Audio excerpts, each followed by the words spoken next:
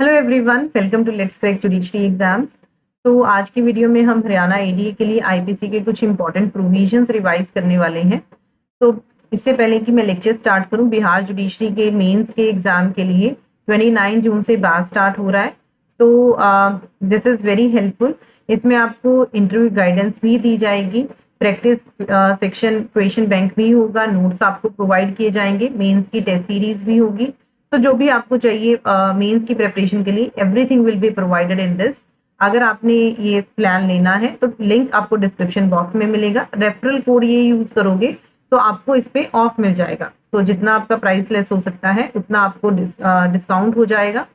And this is a special offer that is running on Unacademy, that is flat 25% of on all judiciary subscription. ये offer सिर्फ 30 जून तक valid है। तो by using this code आप इस opportunity को avail कर सकते हैं। The number of different batches are running on Unacademy. According to your state preference, you can join any of the batches, but don't forget to use the code to get the discount.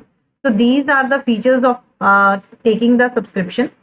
ये plus के features हैं, ये iconic के। आपको access मिलता है सारे batches का, question bank, test series, comprehensive notes.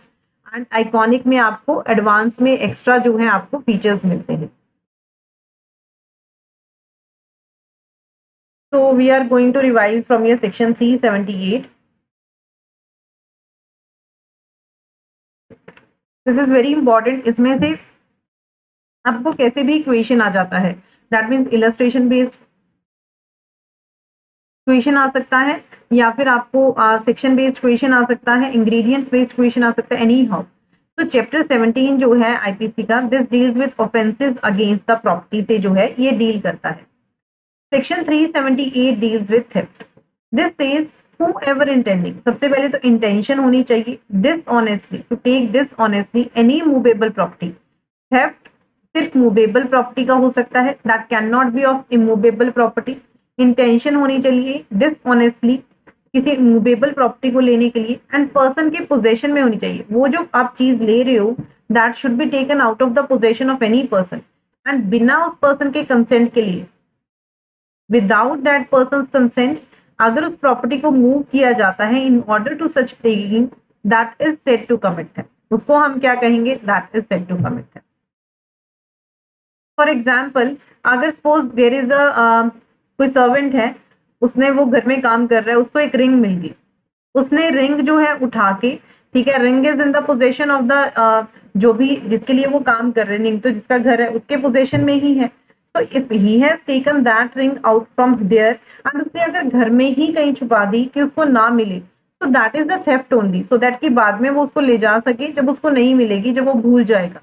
तो this is also a theft. So ये कहता है कि अगर किसी की इंटेंशन है डिसऑनेस्टली किसी भी मूवेबल प्रॉपर्टी को लेने के लिए out of the possession of any person, बिना उस पर्सन के कंसेंट के, अगर वो उसको मूव करता है, that is said to commit theft.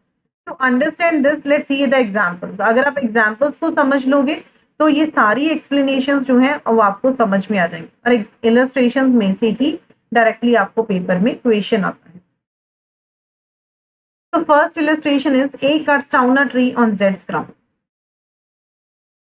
ए एक ट्री को काट देता है जेड के ग्राउंड पे, किस इंटेंशन के साथ? कि डिसऑनेस्टली, सो दैट कि वो उस ट्री को लेके जा सके जेड के पोजीशन से बिना उसके कंसेंट। तो जैसे ही उसने ट्री को वहां से काट दिया, as soon as he had swayed that tree from the land, that becomes a movable property. So as soon as A has swayed the tree in order to the such taking, what he has done? He has committed theft. Why? Because he is done with the intention of dishonestly taking that without out of the Z's possession. Next is A puts a bait for dogs in his pocket and thus induces Z's dog to follow it. ए एक बेट लेता है dogs के लिए अपनी pocket में, and वो induce करता है जेड के डॉग को, सो दैट कि उसको फॉलो करे। यहाँ पे अगर ए की इंटेंशन है dishonestly to take the dog out of Jades possession without Jades consent, अगर ए की इंटेंशन उसको डिसऑनेस्टली लेने की है डॉग को जेड के पोजेशन से बिना जेड के कंसेंट के, उसने क्यों ऐसा किया? सो दैट कि वो इंड्यूस कर सके जेड के डॉग। तो यहाँ पे उसने क्या किया? ए हैज कमिटेड थेफ्ट, जैसे ही डॉग जो है उसको फॉलो करना शुरू कर देता है, एज सुन एज जेड्स dog has begun to So this is what is given here is, ये कहता है a person who by any means causes an animal to move. तो उसने बेट दिखा के उसने इंड्यूस किया, उसने उसको कॉज किया कि वो मूव करे, is said to move that animal and to move everything which in consequence of the motion so caused is moved by that. Next is A meets a bullock carrying a box of treasure. He derives the bullock in a certain direction. वो bullock को एक certain direction में चलाता है in order that he may dishonestly take the treasure, इसलिए so that dishonestly वो treasure ले सके. तो जैसे ही बुलॉक मूव करना शुरू करता है, what has done, he has committed the theft of the treasure. Next is a being Z servant. A Z का सर्वेंट है and entrusted by Z with the care of Z's plate, dishonestly runs away with the plate. वो dishonestly plate के साथ वहां से चला जाता है बिना Z के consent. A has committed.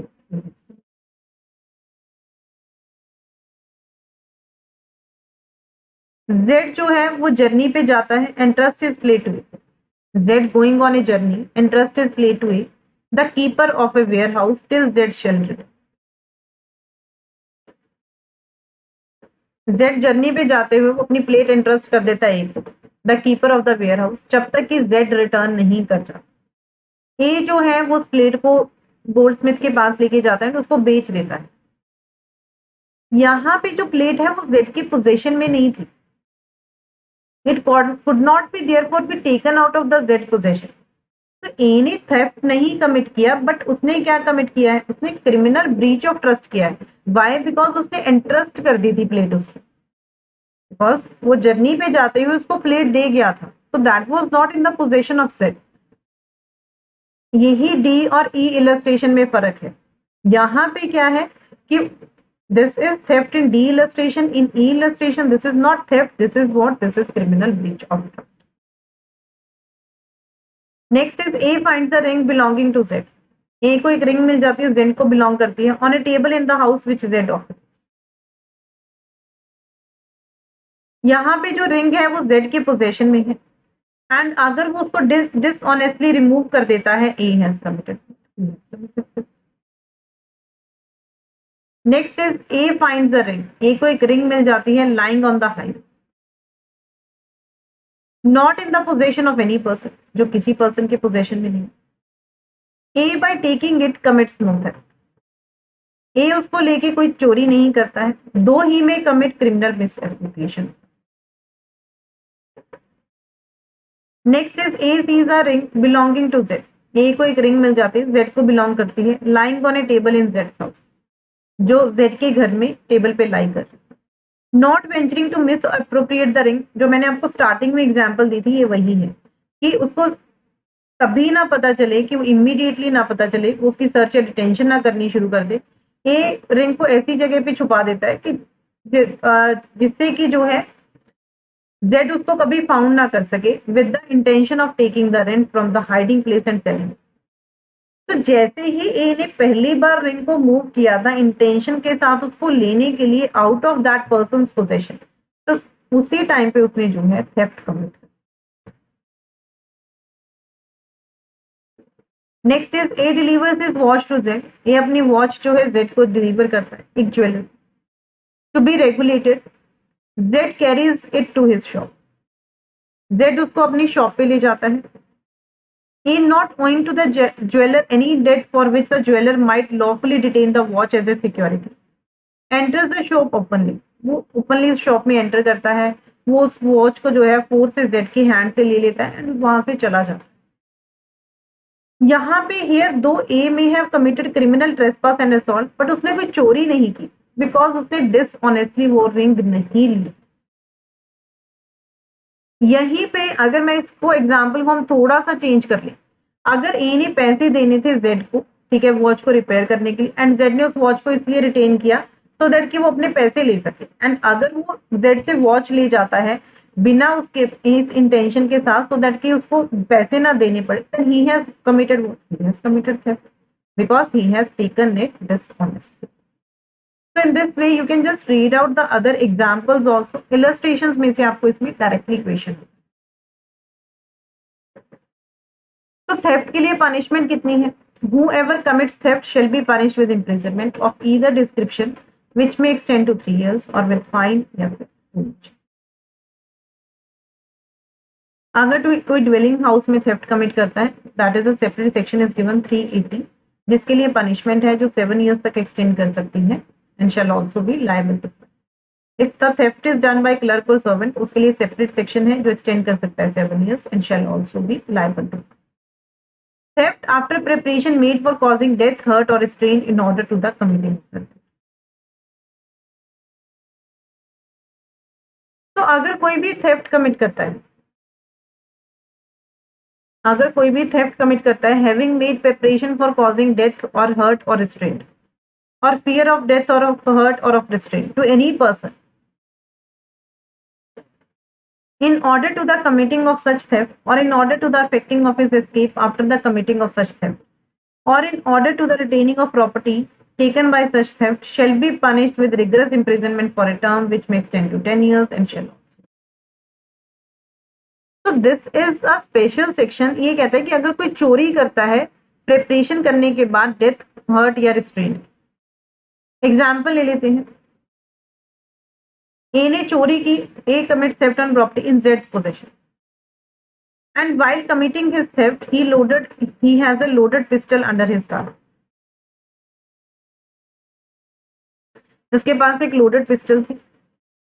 Having provided this pistol for the purpose of hurting Z in case Z should resist। किस पर्पस के लिए? Z को हर्ट करने के लिए, इन केस की Z रेजिस्ट करता है।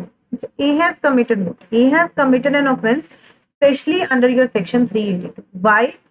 Because this is the specific section। उसने जो है प्रिपरेशन की, उसने एक लोडेड पिस्टल रखी कि अगर वो रेजिस्ट करता है तो वो उसको यूज करेंगे। तो that's why this is a specially ये सेक्शन 379 में नहीं जाएगा, 382 में जाएगा एंड इसके लिए पनिशमेंट जो है 10 साल तक एक्सटेंड कर सकती है and shall also be liable to. Similarly, next illustration, A picks Z's pocket, having posted several of his companions near him in order that they may restrain Z. If Z should perceive what is passing and should resist, or should attempt to apprehend, A has committed what? A has committed an offense defined under this section। तो A ने क्या किया है? A ने offense किया है specially इस section के। So these were your sections of theft। This is very important topic। You can expect a question in IPC from this। आप इसमें जो है क्वेश्चन को एक्सपेक्ट कर सकते हो। नेक्स्ट लेक्चर में will discuss more provisions of IPC learners। Apart from this, number of tests are going on your this YouTube channel। आप उसको भी देख सकते हो। IPC, CPC, CRPC, evidence, Hindu law, मुस्लिम लॉ, होगा, ये सारे टेस्ट में करवा चुकी हूँ। अगर आपने मिस कर दी है, स्टिल आपके पास रिकॉर्डेड अवेलेबल है। एंड अपार्ट फ्रॉम दिस, आप मुझे टेलीग्राम चैनल पे फॉलो कर सकते हो। अगर आप टेलीग्राम चैनल पे फॉलो करते हो तो वहां पे भी आप एडीए की प्रिपरेशन कर सकते हो। Free classes you can watch. This is the Telegram link and आपको डिस्क्रिप्शन बॉक्स में मिल जाएगा। Apart from this is a special offer that is running on Unacademy, that is flat 25% off।